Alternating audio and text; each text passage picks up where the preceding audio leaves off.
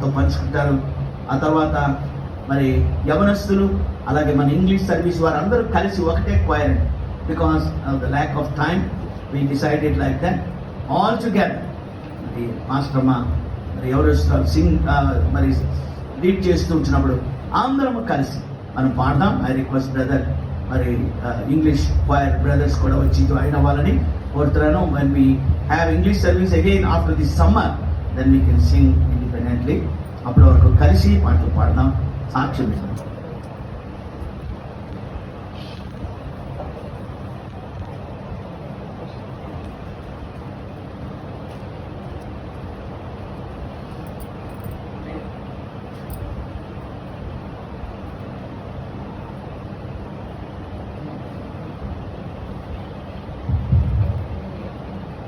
దేవుడి నామానికి స్తోత్రం కలుగును గాక. దైవజనులు ఇంతవరకు ఇచ్చిన హెచ్చరికల్లో నుంచి అనేక విషయాలు నేను నేర్చుకోవడానికి దేవుడు సహాయం చేశారు. నా పేరు వెంకటరమణ అండి. The purpose of testimony is to glorify God and to Edify the church. సాక్ష్యం ఎప్పుడు కూడా దేవునికి మహిమ తేవాలి, సంఘానికి క్షేమాభివృద్ధి తేవాలి. నేను పుట్టి పెరిగినటువంటి వాతావరణంలో నుండి యేసుక్రీస్తు ప్రభువుని దేవుడిగా అంగీకరించడానికి అసలు ఏమాత్రం అవకాశం లేదు. నర్సాపూర్ మా నేటివ్ ప్లేస్ అండి. అక్కడ శివాలయం వీధిలో మా గృహము. చిన్నప్పటి నుంచి విగ్రహారాధన, పూజలు, పునస్కారాలు, నదీ స్నానాలు, పుష్కరాలు, ఈ గందరగోళంలోనే నా జీవితం అంతా జరుగుతూ ఉండేది. వెస్ట్ గోదావరిలో ఒక ఫేమస్ నానుడు ఉంది. అయితే ఏసు బిజినెస్ లేకపోతే లేస్ బిజినెస్. లేస్ అనేటువంటిది చాలా ఫేమస్. సో అక్కడ రెండు వ్యాపారాలు జరుగుతూ ఉంటాయి. ఒకటి యేసుక్రీస్తు ప్రభువుని పెట్టి వ్యాపారం చేయడం, రెండవది లేసు అమ్ముతూ వ్యాపారం చేయడం. అలాంటి వాతావరణంలో మా ఇంటి ముందు నుంచే ఈ హాస్టల్, క్రిస్టియన్ హాస్టల్ దగ్గర నుంచి స్కూల్కి వెళ్తూ ఉండేటువంటి పిల్లలు అందరూ మా ఇంటి ముందు వెళ్తూ ఉండేవారు.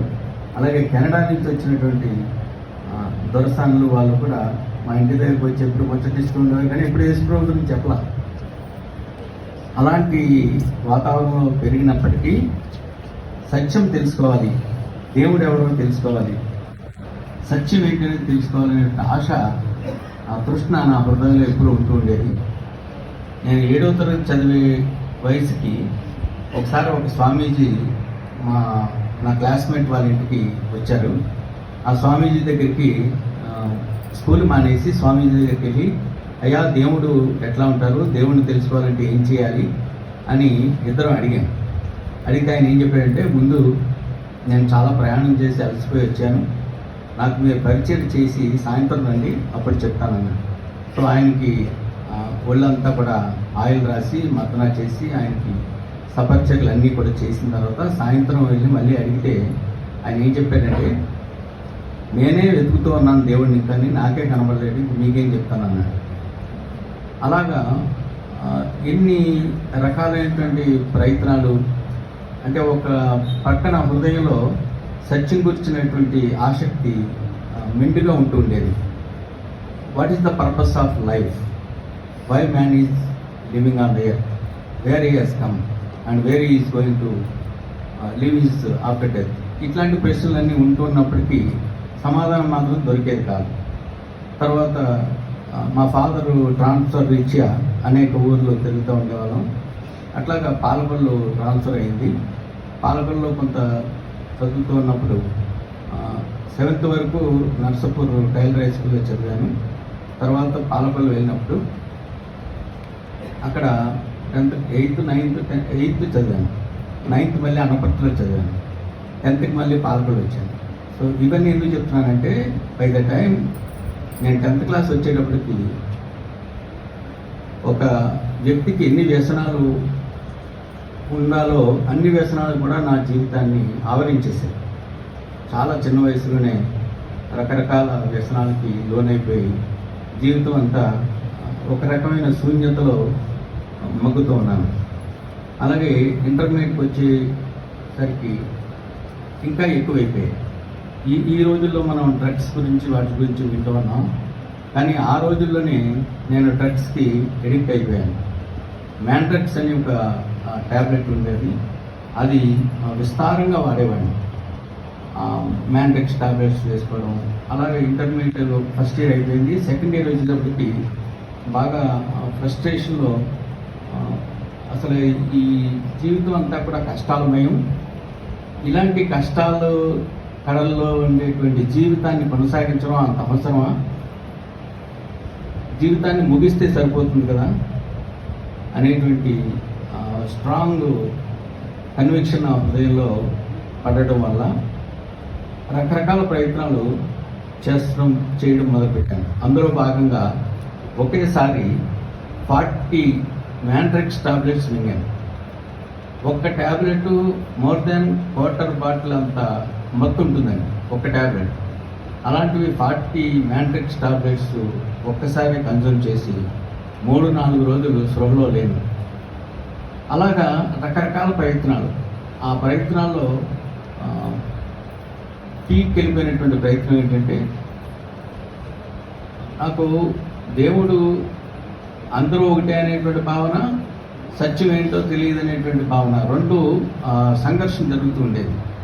సో నేను అప్పుడు కొండాలమ్మ అని ఒక దేవత ఉంది నర్సాపూర్లో.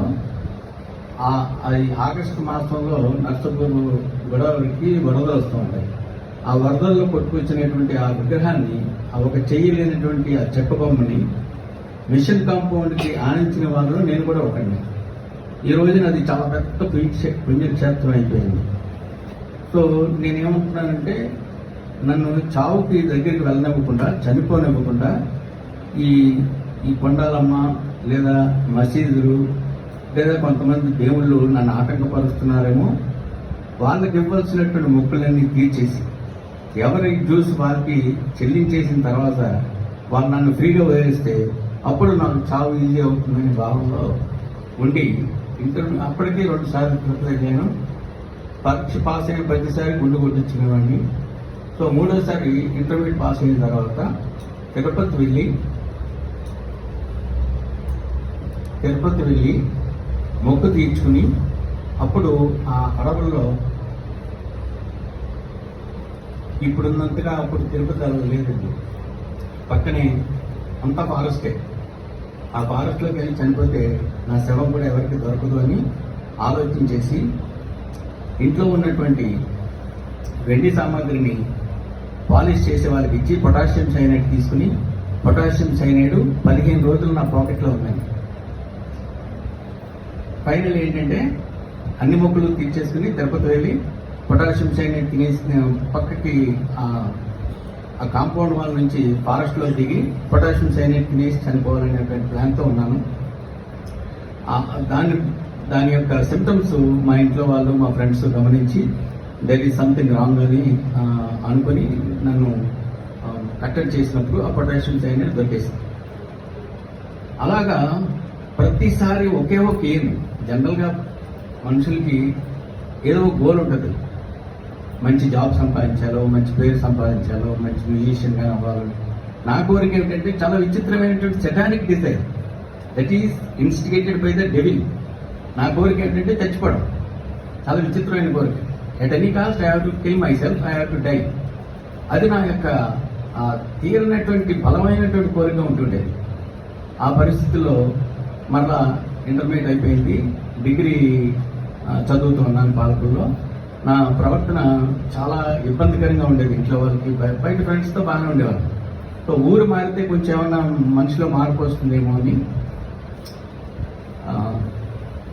విశాఖపట్నం ఏవిఎన్ కాలేజీలో జాయిన్ అవ్వడం జరిగింది. Second year degree. అమ్మగారు చర్చికి దగ్గరే మా కాలేజ్. అక్కడ పగలు జీవీఎంసీలో పనిచేస్తూ ఉండేవాడిని, నైట్ టైం ఏమో కాలేజీకి వెళ్తూ ఉండేవాడిని. అప్పటికే ఏం మార్పు రాలా. జగదంబాలో వచ్చినటువంటి ఆ సినిమా థియేటర్లో వచ్చిన ఇంగ్లీష్ సినిమాలన్నీ చూసేవాడిని. సో జీవితంలో మార్పు ఊరు మారితే రాదు, ప్రాంతం మారితే రాదు అనేటువంటి దానికి నా యొక్క జీవితం ఒక నిదర్శనం. అలాగా అక్కడ ఏం మార్పు లేదు. మళ్ళా ఫైనల్ ఇయర్కి పాల్గొని వచ్చేసాను. పాల్గొని వచ్చేసిన తర్వాత డిగ్రీ కంప్లీట్ అయిన తర్వాత మళ్ళీ పీజీకి యూనివర్సిటీలో జాయిన్ అయ్యాను. ఇవన్నీ జరుగుతున్నప్పటికీ అంతర్లీనంగా నా హృదయంలో ఉన్న ఏకైక కోరిక ఏంటంటే టు ఎండ్ మై లైఫ్. అలాగే మళ్ళీ యూనివర్సిటీలో కూడా కూర్చుని మళ్ళా పొటాషియం సైనైడ్ కోసం ప్రయత్నం చేశాం. కృపా మార్కెట్ అని ఉంటుంది, ఆ మార్కెట్లో చాలా ప్రయత్నం చేశాం, దొరకలేదు. అలాగే రకరకాలైనటువంటి ప్రయత్నాలతో జీవితాన్ని ఎలాగోలాగా అంతం చేసుకోవాలనేటువంటి భావన కలిగి ఉండేవాడిని. యేసు ప్రభువుని గురించి కానీ క్రైస్తవ విశ్వాసాన్ని గురించి కానీ ఏ విధమైన పాజిటివ్ థింకింగ్ లేదు. నేను పెరిగిన వాతావరణం, నాకున్న ఫ్రెండ్స్, మాకుండే సర్కిల్, అక్కడ చూసేటువంటి వ్యవహారాలు వాటి చూసినప్పుడు ఆయన దేవుడు అని అనుకునేటువంటి అవకాశం లేనంత మూర్ఖత్వంలో నా హృదయం ఉండేది. సో ఫైనల్గా యూనివర్సిటీలో ఉన్నప్పుడు మా పక్క రూమ్మేట్ బెనెడిక్ట్ అని ఉండేవారు. ఆయన ఒకసారి నాకు గాస్పెల్ చెప్పడానికి ట్రై చేశారు. ట్రై చేస్తే నేను చెప్పాను, ఆయనకు అవసరం లేదండి, we have 3 crores of gods and goddesses in our country. మేము గోధుమలు, షుగరు, బియ్యం అలాంటివి ఏమన్నా ఇంపోర్ట్ చేసుకోవాలి కానీ దేవుళ్ళని మాత్రం ఇంపోర్ట్ చేసుకోవట్లేదు. We have enough gods and goddesses అని చెప్పి అతన్ని చాలా వెహమెంట్గా అపోజ్ చేసి చాలా దారుణంగా అపోజ్ చేశాను. సో ఎలాంటి పాజిటివ్ థింకింగ్ కూడా లేనటువంటి పరిస్థితుల్లో 1980వ సంవత్సరం ఏప్రిల్ మాసం గుడ్ ఫ్రైడే రోజుని యాజ్ యూజువల్గా నేను నా ఫ్రెండ్ ఒకే మంచం మీద పడుకున్నప్పుడు మార్నింగ్ లేచినప్పటికీ my heart was filled with the revelation that Jesus Christ is the only God. చాలా ఆశ్చర్యం వేసింది. ఇదేంటి ఇంతమంది 3 కోట్ల మంది దేవతలు ఉంటే యేసుప్రభు దేవుడు ఏంటి అని అనుకున్నప్పటికీ నా హృదయం కంప్లీట్గా నిండిపోయింది. ఆయన తప్ప వేరొక దేవుడు లేడు, ఆయనే దేవుడు అనేటువంటి రెవల్యూషన్తో totally my heart was filled and I cannot deny that. అలాంటి పరిస్థితుల్లో అప్పుడు లేచి మంచం మీద కూర్చుని ఒకటే చెప్పాను, ఓన్లీ 3 కోట్ల దేవుళ్ళు మీరు ఒక దేవుళ్ళు. మరి ఏమైంది? వెంకటేశ్వర ఫోటో. అప్పటికి యూనివర్సిటీలో నా రూమ్లో వెంకటేశ్వర ఫోటో ఉండేది.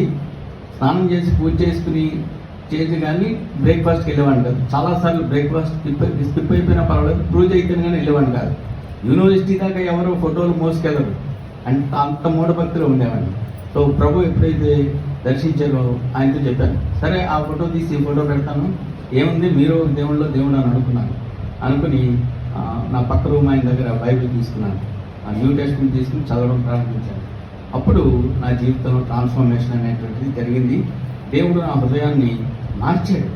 అందరూ ఏమనుకున్నారంటే నా ఫ్రెండ్స్, మా ఇంట్లో వాళ్ళు అందరూ కూడా వీడికి మెంటల్ వచ్చేసింది, సైకాట్రిక్ పేషెంట్ అయిపోయాడు, ఏదో పిచ్చికిపోయింది వీడికి, యేసుప్రభు అంటాడేంటి, వీడి మెంటల్ వచ్చింది అని చెప్పి రకరకాలుగా మాట్లాడుకునేవారు. కానీ ఏం జరిగిందో నాకు తెలుసు. అంతవరకు భయంకరమైనటువంటి జీవితం జీవించినట్టు నా జీవితం ఒక్కసారి అప్సైడ్ డౌన్ అయిపోయింది. రోజుకి దాదాపు 5-6 పెట్టెల సిగరెట్లు కాల్చేవాడిని. అలాంటిది సిగరెట్ జోలికి వెళ్ళాను. ఆల్కహాల్ తీసుకునేవాడిని, దాని జోలికి వెళ్ళాను. ఇలాంటి వ్యాధిట్లు కూడా ఒక్కసారిగా ట్రాన్స్ఫార్మ్ అయిపోయినప్పటికీ వాళ్ళందరూ ఆశ్చర్యపోయారు, ఏంటి ఇట్లా ఎలా మారిపోతారు, ఎలా జరిగింది, ఏమైంది, మెంటల్ వచ్చింది అని ఎవరికి తోచినట్టు వాళ్ళు అనుకున్నారు. బట్ అల్టిమేట్గా God has proved that he is going to change the lives అని. అప్పటి నుండి దాదాపు 45 సంవత్సరాలు అయిందండి. ప్రభువు యొక్క కృప ఎంత గొప్పదంటే చాలా సందర్భాల్లో ఏమనుకుంటామంటే యేసు ప్రభువుని నమ్ముకుంటే కష్టాలు పోతాయి అనుకుంటాం. నో డౌట్ పోతాయి, తీసేయాల్సిన కష్టాలను తీసేస్తాడు. కానీ వాటికంటే ముఖ్యంగా ఆయన మనతో ఉంటాడు. ప్రతి కష్టంలో ఆయన ఉంటాడు, ప్రతి బాధలో ఉంటాడు, ప్రతి వేదనలో ఉంటాడు, ప్రతి సమస్యలో ఉంటాడు. సో ఎప్పుడైతే ప్రభువుని వెంబడించాలని నిర్ణయించుకున్నానో అప్పుడు చాలా సమస్యలు వచ్చాయి. మా ఇంట్లో నుంచి కూడా మొట్టమొదటి వ్యక్తి నేనే నమ్ముకున్నాను. చాలా అపోజ్ చేశారు. అయినప్పటికీ కూడా దేవుని యొక్క కృపను బట్టి మా తల్లిగారు రక్షణ పొందారు, బాప్టిజం పొందారు. మా తండ్రి గారు లాస్ట్ స్టేజ్లో నమ్ముకున్నారు. ఇంకా తమ్ముళ్ళు, అన్నయ్యలు ఇంకా రాలేదు, ఒక తమ్ముడు వచ్చాడు. అట్లాగా దేవుని యొక్క కృప నన్ను ఎన్నడూ కూడా వేడలేదు. ఇప్పుడు అయ్యారు ఇచ్చినటువంటి హెచ్చరికల ప్రకారం ఎప్పుడైతే కమిట్ అవుతామో, నేను ఎప్పుడైతే ఇయర్ బై ఇయర్ దేవునికి నన్ను నేను సమర్పించుకుని దేవుని కొరకు మంచిగా ఉపయోగపడాలి, దేవునికి మహిమార్థం ఉండాలని అనుకున్న ప్రతి సందర్భంలో కూడా Satan is going to attack. That is the clear indication. ఏ రోజైతే మనము దేవుని కొరకు ఉపయోగపడాలి, నేను, నా కుటుంబం, నా బిడ్డలు దేవుని మహిమార్థం జీవించాలి అని అనుకున్న మరుక్షణం నుంచి Satan is tries to attack. So ఇదే clear indication that we are walking with God. దేవునితో నడుస్తున్నాము అనడానికి ప్రత్యక్షమైన నిదర్శనం ఏంటంటే సాటన్ అటాక్స్. సో అందుకని మన యొక్క జీవితాల్లో ఎంత పరిస్థితి వచ్చినా సరే, ఎలాంటి టెంపెస్ట్లు వచ్చినా, ఎలాంటి సైక్లోన్లు వచ్చినా, ఎలాంటి భూకంపాలు వచ్చినా, ఎలాంటి ప్రళయాలు వచ్చినా ప్రభు మనల్ని నడిపిస్తాడు అనడానికి ఈ నా జీవితం ఇంతవరకు ప్రభు నడిపించారు. ఇలాంటి సాక్ష్యాలు మీరు అందరూ కూడా కలిగి ఉన్నారు. దేవుడు ఎన్నడూ విడిచిపెట్టాడు. ఆయన నిరంతరము మనతో ఉండేటువంటిది, సదాకాలము యుగ సమాప్తి వరకు మనతో ఉండి మనం నడిపించి ఆయన నామాన్ని మహిమపరుస్తున్నటువంటి గొప్ప దేవదేవుణ్ణి ఈ ఉదయకాలంలో మనం ఆరాధిస్తున్నాం. దేవుడికి ఇచ్చిన వాక్యాన్ని, ఈ చిన్న సాక్ష్యాన్ని దీవించుకుంటారు. థ్యాంక్ యూ వెరీ మచ్ అయ్యారు ఇచ్చినటువంటి సమయాన్ని బట్టి. Thank you brother, thank you అండి. మళ్ళీ ఒకసారి గట్టిగా చప్పట్లు కూడా దేవుని స్తుతిద్దాం. బ్రదర్ ఇచ్చినటువంటి సాక్ష్యం ఎంతో మరి మెచ్యూర్డ్గా, ఆనెస్ట్గా, జెన్యూన్ టెస్టిమనీ. ఆయన ఓపెన్గా, ఎంత పెద్ద వయసు, మరి నా బాల్య పాపాలు, నా యవన కాలంలో పాపాలు చెప్తే ఏమనుకుంటారో అందరూ అనుకోలేదు. నేను మనకు మేలు కలగడానికి ఇంకా ఎవరైనా ఒకళ్ళు అలాంటి సిచ్యువేషన్లో ఉంటే దేవుడు అటువంటి వారిని కూడా బయటకు తీసుకొస్తాడు, కరుణిస్తాడని ఆయన ఏమేమి చేశారు.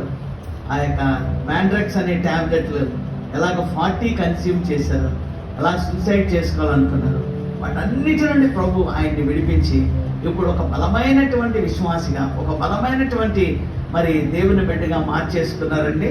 నేను వారితో మాట్లాడుతున్నప్పుడు I could able to understand ఆయన ఎక్కడున్నప్పటికీ కూడా, and he is a very active member in Vizag in various ministries. వారిని నమ్మకత్వాన్ని బట్టి, వారి పరిచర్యను బట్టి దేవుని యొక్క సంఘం వారిని ఆనర్ చేస్తూ ఎన్నో బాధ్యతలు, అంటే ఆయన సెక్యులర్ లైన్లో ఉన్న హీఈస్ క్యారీయింగ్ ద క్రాస్ అన్నమాట. సిలువను ఆయన మోస్తున్నారు, బాధ్యతలు మోస్తున్నారు, దేవుని రాజ్యమును కట్టడంలో ఆయన మోస్తున్నారు. ఆయన ఎక్స్పీరియన్సెస్ ఆయనతో మాట్లాడటం కనుక look at his commitment at this age అండి.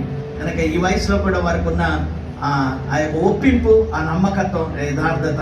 And because is a child of God, he has been coming. చాలాసార్లు ఆయన వస్తున్నారు, కిషోర్ గారితో వెళ్తున్నారు, కానీ ద లార్డ్ ప్రాంప్టెడ్ హిమ్ ఈ రోజు అలాగైనా సాక్ష్యం చెప్పాలన్నట్టుగా. బ్రదర్ వారంతటా వారే, నేనైతే అడగలేదు, ఎందుకంటే వారు మరి సాక్ష్యం పెద్దవారు కదా, ఏ సాక్ష్యం చెప్తారు ఏంటనేది నాకు ఎప్పుడు అలాంటి ఆలోచన రాలేదు. But he himself was prompted by the holy spirit to share his experience so that ఎవరికైనా ఇది ఉపయోగకరంగా ఉంటుంది. కనుక Ramana garu, we thank you very much for coming to the church and sharing your valuable testimony. We will pray for you and you also pray for us. మా కొరకు మీరు కూడా వైజాగ్లో ఉన్నప్పటికీ ప్రార్థన చేయండి. మరొకసారి చెప్పడం కొడదాం. ప్రాక్టికల్ లైఫ్, దేవుడు ఎటువంటి వారు చూడండి. మనలో ఎవరు కూడా మరి ఇన్ని డ్రగ్స్ తీసుకున్న వాళ్ళు ఉన్నారండి, లేరని నేను అనుకుంటున్నాను బహుశా. కనుక అంత ఎక్స్ట్రీమ్కి వెళ్ళారు ఆయన. దేవుడు ఆయన మళ్ళీ తీసుకుని తన యొక్క బిడ్డగా చేస్తున్నారు. అంటే మరి ప్రభు యొక్క రక్షణ మనకు దూరంగా లేదు అనే ప్రేమ వార్తను మనం వింటున్నాం. కనుక ఇంకా టైం వేస్ట్ చేయకుండా యవనస్తులు వచ్చి బ్రదర్ సాక్ష్యాన్ని బట్టి మరి ప్రభువును స్తుతిస్తారు. అలాగనే మన యొక్క అనుదిన జీవితంలో మనల్ని కాచి కాపాడి కాపరిగా ఉండి రక్షణనిచ్చి అన్ని విధములుగా మనం సంరక్షిస్తున్న, మన కుటుంబాలను బ్లెస్ చేస్తున్న దేవునికి వారితో కలిసి మనం కూడా నోరు తెరిచి దేవునికి వందనాలు చెప్తాం. I request